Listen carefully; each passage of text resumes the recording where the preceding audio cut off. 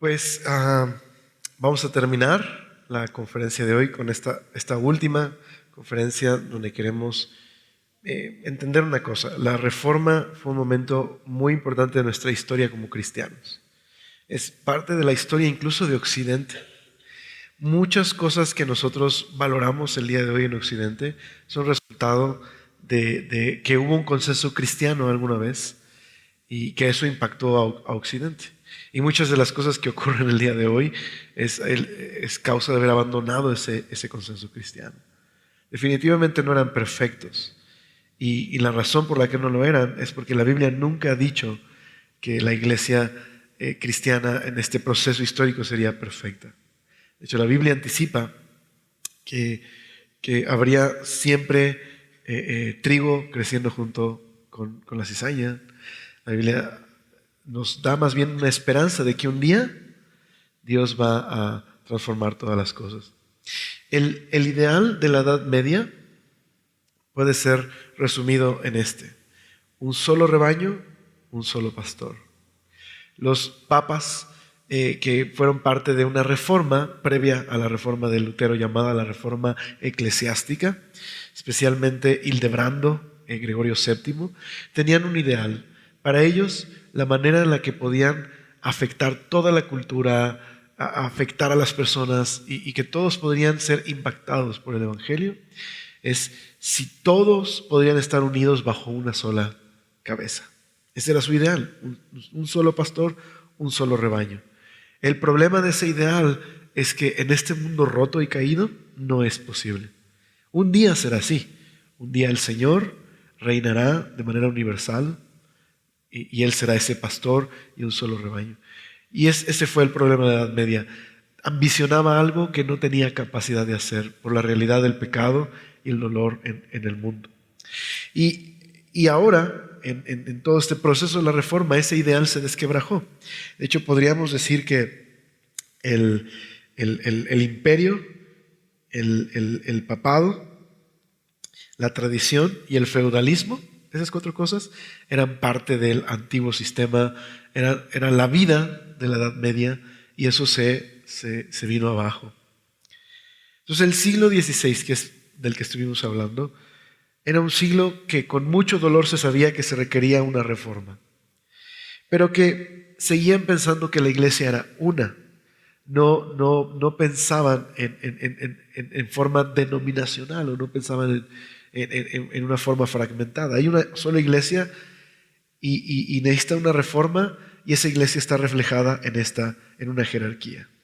La mayoría de reformadores creían eso, pero sabían que valía la pena quebrantar esa unidad que tenía Europa en pro de ser fiel al mensaje bíblico.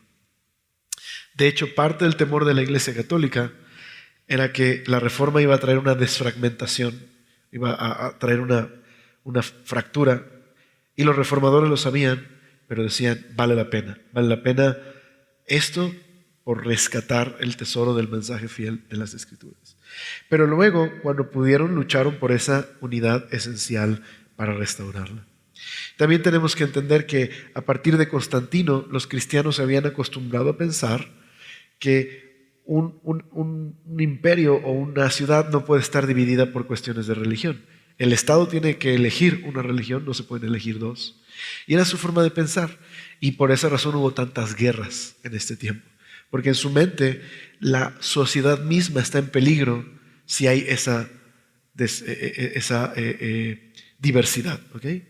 No estoy diciendo que es justificable. Solo digo que tenemos que entender que ellos estaban muy equivocados, pero muy sinceros. ¿Me explico? Sinceramente creían que estaban salvaguardando la patria, la fe, aunque estaban muy equivocados en pensar de esa manera. Pero tenemos que entender que no existe ninguna época que no sea un reto para los cristianos. Y cada época tiene su propio reto. ¿Okay? Así que al final de toda esta reforma y contrarreforma es que empezamos a ver que en Europa empieza a haber una libertad religiosa. Empieza a haber este ideal moderno de un Estado laico. Con Enrique IV, ¿recuerdas? En el edicto de Nantes, cuando ni es católico ni es calvinista, convivan todos, no se peleen por religión. Fue el comienzo de lo que llamaríamos un Estado laico, un Estado que no promueve, ¿no? una religión en particular, sino hay libertad. Así que cambió Europa completamente. No fue perfecta esta época. Muchos errores y atrocidades se cometieron en el nombre de Jesús. Pero también es cierto que hubo muchos grandes logros y que muchas personas fueron un gran ejemplo durante toda esta época de fe, de paciencia, de constancia.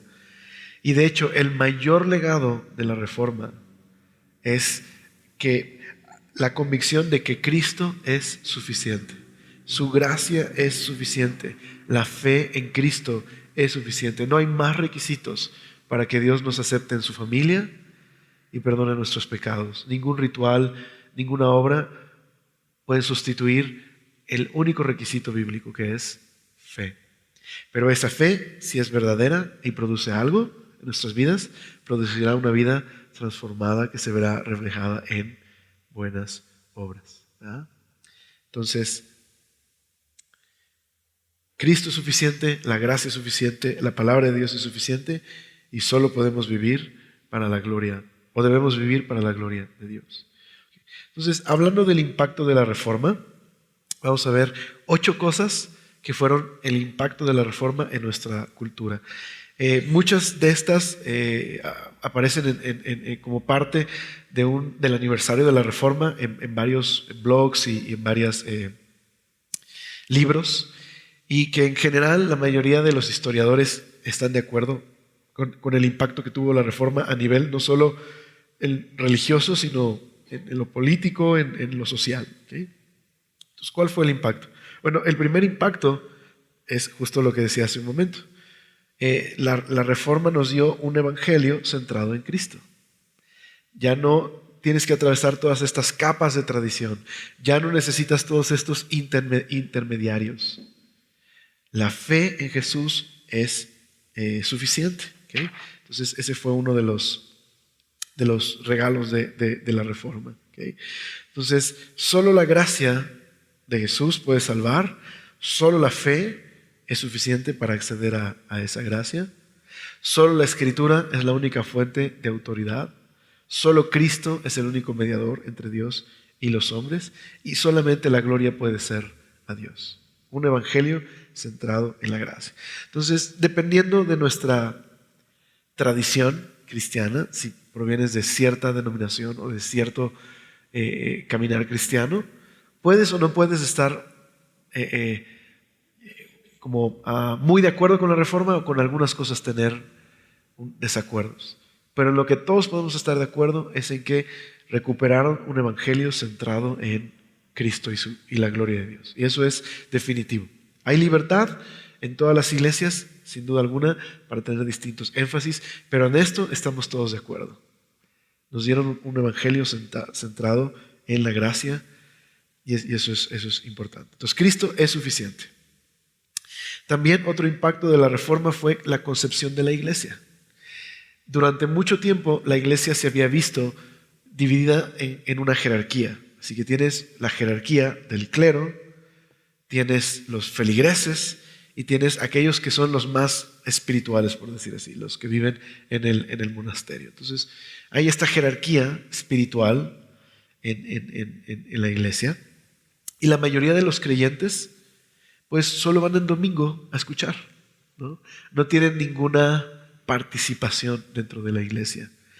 Pero a raíz de la Reforma, ¿no?, se pudo recuperar este ideal bíblico donde la iglesia no es una jerarquía, sino una familia, una comunidad en donde todos somos iguales, igual de valiosos, todos somos santos en el Señor por su obra, todos podemos interceder por todos, podemos servirnos unos a otros.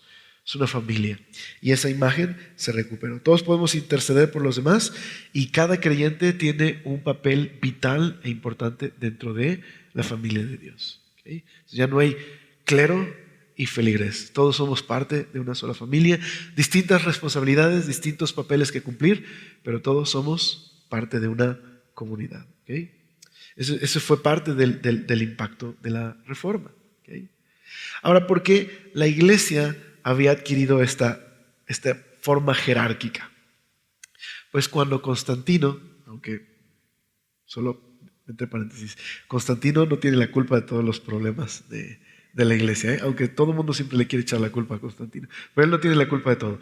Pero cuando el imperio se hace cristiano, Constantino, queriendo ayudar genuinamente a los cristianos, por superstición si tú quieres, por mil cosas, pero quería ayudar y apoyar a los cristianos, y les regresó los templos que habían perdido durante la persecución, estoy hablando del cuarto siglo, y les empiezan a construirse iglesias a la manera de cómo se hacía en el imperio. Entonces, ahora que hay libertad, pues si tenemos edificios bonitos para la vida civil, ¿por qué no tener edificios bonitos para el Señor? Entonces se construyeron las grandes basílicas, que antes eran donde se llevaba a cabo reuniones de índole político legal en Roma o en el Imperio Romano, pero ahora son iglesias, las basílicas. Y no solo eso, pues si cuando el emperador está presentándose, pues todos los súbditos nos vestimos elegantes y le ofrecemos presentes, pues es el emperador. Pues si venimos a presentarnos delante del emperador de emperadores, ¿no debería ser aún más?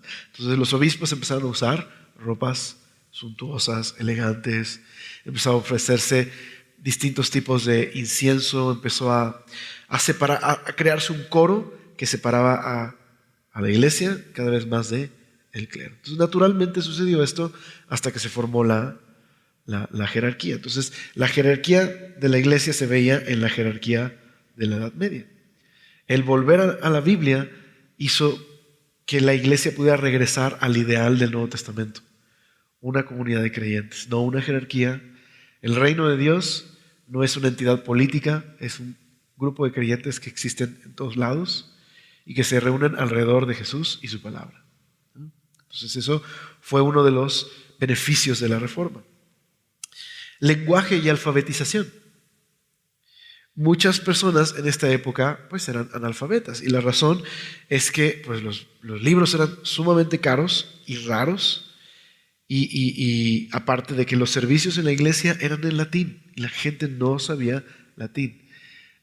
Solamente los eruditos y a veces los sacerdotes memorizaban la liturgia pero no sabían lo que estaban diciendo. Entonces, en algunos casos. Así que el hecho de que la Biblia se volvió la regla de fe, ¿qué provocó? Pues que muchas personas buscaran aprender a leer, aprender a orar, porque la idea era que todos los cristianos pudieran compartir. Entonces, lo que provocó esto de este renovar, de buscar al Señor y su palabra, fue hacer que todas las personas aprendieran su lengua, pudieran escuchar en su propia lengua la Escritura y pudieran también compartirla. Entonces, en cierta manera, la Biblia promovió el lenguaje y la alfabetización bíblica, pero también ayudó a promover el que la gente pudiera aprender a leer y escribir. De hecho, en Alemania estaba dividida en varios dialectos y fue en la traducción de la Biblia al alemán lo que hizo que Lutero formara el alemán moderno. Unió todos los dialectos y se formó el alemán moderno. La Biblia en muchas veces en su historia ha provocado eso en el mundo. Interesante, ¿verdad? En lugar de que pensemos que la Biblia hace a un lado la cultura, de hecho la redime, ¿no? Y en lugar de lo que de pronto dicen, no, si eres cristiano es retrógrada, y no, al contrario, de hecho te hace más apreciar la cultura. Entonces, bueno, trajo esta unificación del lenguaje, promovió el estudiar, el conocer y el leer las Escrituras. Y de hecho, ese tuvo un efecto colateral, que fue educación para todos. Lo que provocó la Reforma fue el ideal de que cada ser humano es una criatura a imagen de Dios y que por lo tanto debe ser tratado con dignidad, y se formó un sistema de educación pública, gratuito y sin distinción de clases. Es decir, la herencia, el día de hoy las escuelas públicas en Occidente son una herencia de del impacto de la reforma en Europa. ¿Sí? Aunque el día de hoy no se presente como un ideal cristiano, ¿no? Pero son el impacto de tratar a las personas con dignidad, de darles acceso al conocimiento. También el arte y la ciencia. Esta es una pintura de Johannes Kepler. Muchas veces se ha enseñado que los cristianos están en contra de la ciencia. Ahora, es cierto que ha habido ciertos momentos en la historia donde los cristianos, en cierta manera, o algunos cristianos quiero decir, porque solo han sido algunos cristianos, han dado a entender que la fe y la razón no tienen ninguna relación. Pero de hecho, en la historia de la Reforma fue parte del impacto por un lado, el Renacimiento y la Reforma, lo que encendió la revolución científica del siguiente siglo. De hecho, fue un impacto de la Reforma. ¿Por qué razón? Porque, ¿qué es lo que ahora enseña la Reforma? Pues la Reforma, junto con el Renacimiento, dieron lugar a un nuevo interés en el mundo natural. ¿Okay? Entonces, este mundo es un mundo ordenado, es un mundo con propósito, es un mundo que Dios creó, es un mundo que se puede explorar, es un mundo que se puede investigar. ¿Okay? Entonces, el método científico, Francis Bacon y la mayoría de los científicos de la era de la revolución científica, parten de una mentalidad cristiana. No todos eran cristianos, pero todos partían de un ideal cristiano. Que Dios creó este mundo, que le dio propósito y sentido, y que se puede investigar y se puede extraer su potencial para la gloria de Dios y el beneficio de las personas. De hecho, los avances en medicina durante la era de la revolución científica tenían el propósito cristiano de aliviar el dolor que el pecado y la maldición habían traído en el mundo. Y era una empresa cristiana, nació de una empresa cristiana. Copérnico, Galileo, Kepler eran cristianos. De hecho, una de las historias que son se presenta de una manera totalmente fuera de lo que sucedió, es la supuesta guerra entre Galileo y la Iglesia Católica. Sí hubo una censura y sí hubo un conflicto, pero no era un conflicto ciencia-religión. ¿Okay? Ese no fue el conflicto. De hecho, fue un conflicto religión-ciencia, religión-ciencia. ¿Por qué? Verás, durante todo el tiempo de la Edad Media, cuando es redescubierto Aristóteles como un filósofo importante, el escolasticismo, con Tomás de Aquino, trató de unir la fe y la razón, es decir, unir la filosofía aristotélica, la lógica aristotélica, con la teología cristiana. ¿Okay? Y uno de los resultados de esa unión fue un renovado interés en la investigación científica. Eso es lo que provocó más adelante. Entonces, dentro de la ciencia de la época, Aristóteles había tomado de la teoría tolemaica, geocéntrica. El centro es la Tierra. Pero había otras corrientes cristianas en la época. Y Copérnico y Galileo eran parte de otra corriente cristiana. Ellos decían, no, si Dios ha de vivir en un lugar, tiene que ser en el centro. Y si el centro tiene que ser algún planeta o estrella, debe ser el Sol. Y entonces empezaron a investigar su teoría heliocéntrica. Resultó ser verdadera, pero su búsqueda no era primeramente científica, sino cristiana. Es decir, primero pensaron, Dios debe vivir en el centro, debe ser el Sol el centro. Y entonces se dieron a la tarea de su empresa científica. ¿Okay? Entonces, cuando se presenta la teoría heliocéntrica, Se está, digamos, amenazando no la religión, sino la jerarquía, la ciencia de la época. En ese sentido, hubo un conflicto entre la iglesia y Galileo. ¿Okay? Pero no era una lucha de la iglesia detesta la ciencia y quiere censurar la ciencia. No es así, ni ha sido así. En la Edad Media hubo muy buenos científicos que eran monjes, y durante la era de la revolución científica la mayoría de científicos eran cristianos o partían de un ideal cristiano, como Kepler. Kepler decía junto con Galileo, con Galileo, que estaban pensando, cuando investigaban el universo matemático, estaban pensando tras los pensamientos de Dios. Es decir, Dios creó este mundo ordenado donde las matemáticas se encajan. Así que si descubrimos cómo funcionan las matemáticas, estamos pensando tras los pensamientos de Dios. ¿Okay? Incluso la teoría de la gravedad de Newton partía de un ideal cristiano, ¿sabías? Newton quería entender la relación entre el mundo que Dios creó y las cosas, y quería dar una explicación de si hay una fuerza que está involucrada en el proceso. Entonces su búsqueda científica era primeramente una empresa cristiana, aunque Newton no era al principio cristiano, luego se hizo cristiano. Entonces, esa historia de que pobres retrógradas de la Edad Media, ya nosotros somos de la Edad Moderna, no es una historia contada correctamente. ¿Sí? Fue de hecho la Reforma lo que promovió la ciencia y el arte.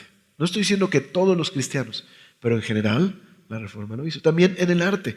Ahora el arte no necesitaba ser cristiano. ¿En qué sentido? En que tenían que pintar algo religioso. Ahora podían pintar cualquier cosa. ¿Por qué? ¿De quién es el mundo? De Dios. Cualquier cosa que pintes glorifica a Dios. Porque este mundo es de Dios. Entonces, este es el punto. Dios es sabio, Dios es bueno, y toda la creación se ha convertido en un tema a celebrar y explorar. Ese era uno de los lemas de la empresa científica. Entre más uses tu mente para explorar el mundo, estás glorificando a tu Dios. ¿Okay? Entonces deberíamos tener cristianos que sean científicos o filósofos o cualquier carrera que tuvieras. Claro. ¿Por qué? Porque el usar nuestra mente con el propósito de honrar a Dios y glorificar a Dios y traer un bien a los demás, o sea, usar mi capacidad, mi trabajo para honrar a Dios y traer un bien a los demás, glorifica a Dios. Así que eso está de la mano, también es un efecto colateral del siguiente impacto. Todo trabajo es un llamado divino. ¿Okay? Evidentemente estamos hablando de trabajos legítimos, ¿no? No me vas a decir que ser mafioso va a un radio, no, eso no. Lo aclaro para que no haya confusiones, ¿no? Pero todo trabajo es un llamado divino. Es decir,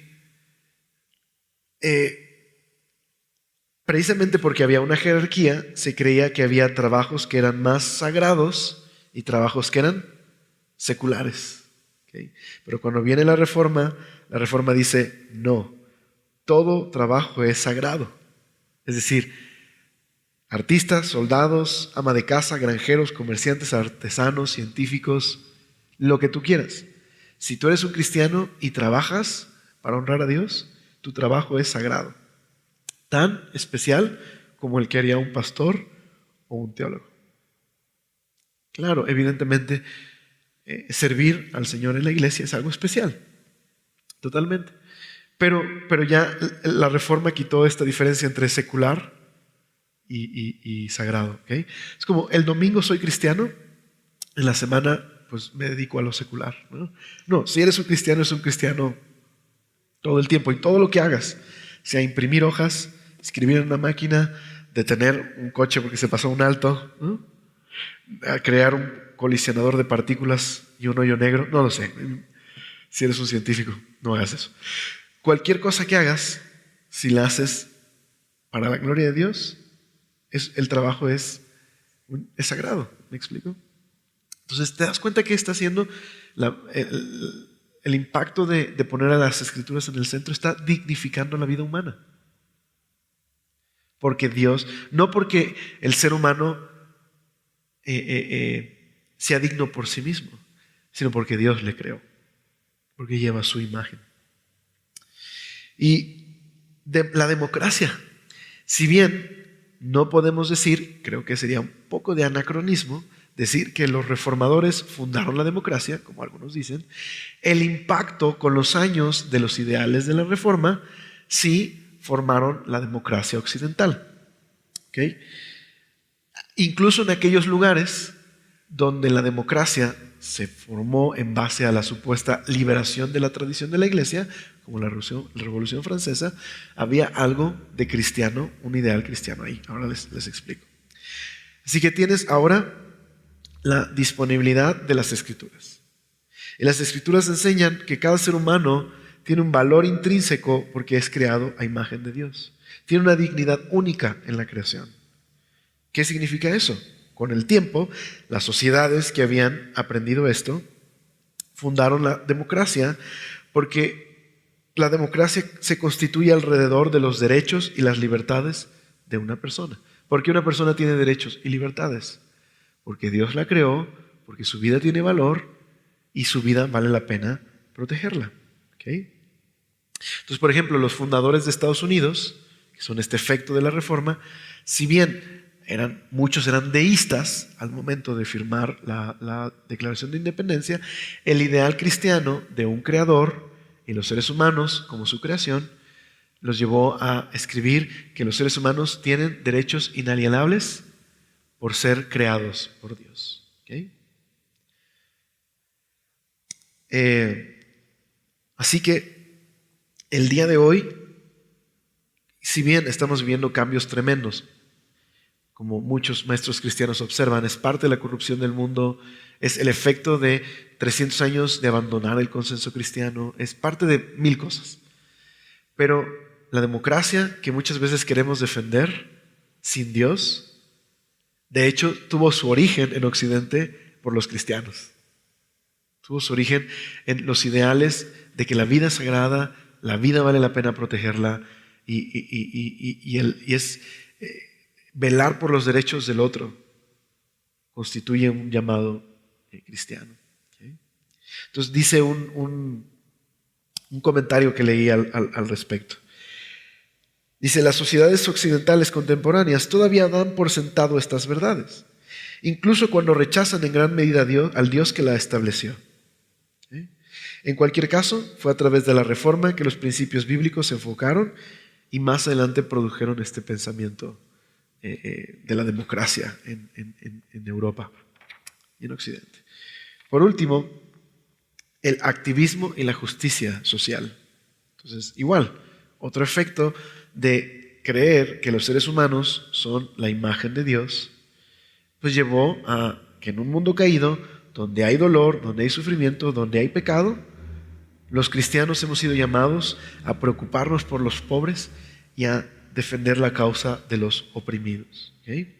Entonces, si bien esto no fue inmediato, si bien no todos los cristianos dieron un buen testimonio, si bien durante algún tiempo una de las peores cosas que sucedieron fueron la esclavitud de los afroamericanos, es una mancha terrible en la historia, si bien todo eso es verdad, también es cierto que muchos movimientos de abolición, muchos movimientos que trajeron dignidad a la mujer, a los niños, a los obreros, partieron de mentes cristianas. Y eso es cierto. Entonces la abolición, la reforma penitenciaria, la mejora en las condiciones de trabajo, el establecimiento de derechos para las mujeres, muchos de estos movimientos fueron promovidos por cristianos que creían en que el hombre tiene la imagen de Dios. Y muchos de ellos promovidos por personas que quizás no cristianas, pero que proveían de un mundo cristiano. Verás, cuando el naturalismo se volvió el pensamiento dominante en Occidente, rechazando el cristianismo, ese naturalismo conservó la moral cristiana durante muchos años. Se le acabó el gas, porque ya no tiene ninguna base donde sostener esos valores, y esa es la crisis que estamos viviendo en el posmodernismo hoy. Pero durante mucho tiempo conservaron esa moral cristiana. No tenían ya una base donde sostenerla. Entonces, aún aquellos activistas no cristianos que promovían el proteger la vida humana, lo hacían en base a la herencia cristiana que habían recibido tiempo atrás. Así que cada época tiene su reto. Y Lutero le encantaba el Salmo 46. Cada época tiene su reto. Nosotros tenemos un reto muy, muy diferente el día de hoy al que tenían los cristianos en su propia época. Entonces déjame leerte algo. Dice, cada era de la iglesia y la cultura tiene sus puntos fuertes y sus puntos débiles. La cultura occidental actualmente esencialmente ha abandonado a Dios y a su palabra y ha elevado en lugar de Dios el subjetivismo y el relativismo moral. Grandes sectores de la iglesia han seguido estos ejemplos y se han negado a enfrentar a los errores de su propia cultura. Dice, estos desafíos pueden ser diferentes a los que enfrentaban los reformadores, pero la solución sigue siendo la misma. ¿Abrazaremos la suficiencia de Cristo y su palabra? ¿O dejaremos que nos moldeen nuestra cultura? Esa es la pregunta. Entonces, nuestra época es muy diferente. No estamos viviendo en un lugar donde principalmente todos son cristianos. Estamos viviendo en un mundo de pluralismo. Somos más parecidos, de hecho, si pudiéramos referirnos a una época pasada de la historia de la iglesia, somos más parecidos a la época del Imperio Romano. En la época de Jesús, en la época del Imperio Romano, era un mundo pluralista, sincretista y cosmopolita. ¿Okay? Antes del Imperio Romano, por ejemplo, dice el profesor González, que si tú vivías en Atenas, adorabas a los dioses de Atenas y conocías atenienses, casi no te relacionabas con nadie más. Pero viene el Imperio Romano y cambia totalmente todo el ambiente, y ahora tu vecino es un africano, un judío, un romano, un cristiano y un persa. Cada uno con su propia fe. ¿Okay? Mundo cosmopolita. Entonces, ahora, ¿qué hace el Imperio Romano? ¿Cómo puede el Imperio Romano sostener un imperio tan vasto? Pues utiliza la religión como un instrumento político. Tú puedes adorar a quien tú quieras mientras tú adores al emperador, porque eso quiere decir que eres amigo de Roma, y adorar a quien tú quieras. Entonces, en muchos puertos y ciudades romanas había el templo a Mitra, o el templo a Osiris, o el templo a tal. El individuo estaba perdido en el cosmos. Tenía que escoger su identidad de aquí, de aquí, de aquí, y decir quién es. En medio de todos esos caos, ahí estaban los cristianos que tenían que ellos derivaban su identidad solo de Jesús, que decían que el reino de Dios está por venir y que Jesús ha venido a establecer su reino, un reino de paz. No es Roma quien te puede dar paz, solo Jesús te puede dar paz, y el plan de Dios era salvar a todas las naciones por medio de Jesús. Ahí están los cristianos aferrados en medio de un mundo así donde eran la minoría. Y aquí estamos. Nuestro mundo se parece mucho. Tenemos demasiado tenemos un buffet de ideas y tenemos una crisis moral y el mundo está en una tensión terrible.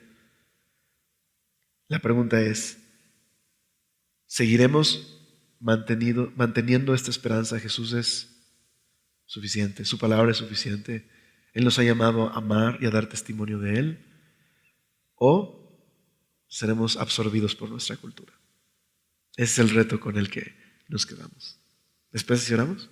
Señor, gracias por ser tan bueno y gracias porque pues, pudimos pasar una mañana aprendiendo estos temas, Señor, de historia y darnos cuenta que tú eres fiel, Señor. Tú puedes obrar a pesar del pecado, la vulnerabilidad, la debilidad humana, a pesar de todos nuestros errores, Señor. Tú eres fiel y has sido fiel, Señor, hasta el día de hoy.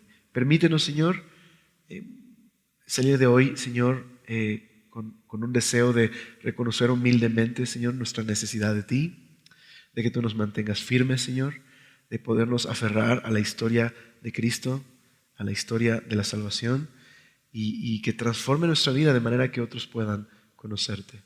Señor, gracias y gracias por este tiempo. Amén.